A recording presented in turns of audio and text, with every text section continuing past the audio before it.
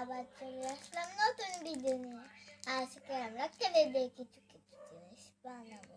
ভালো লাগে like share subscribe করে চলে এবার আমরা শুরু করি। এগুলো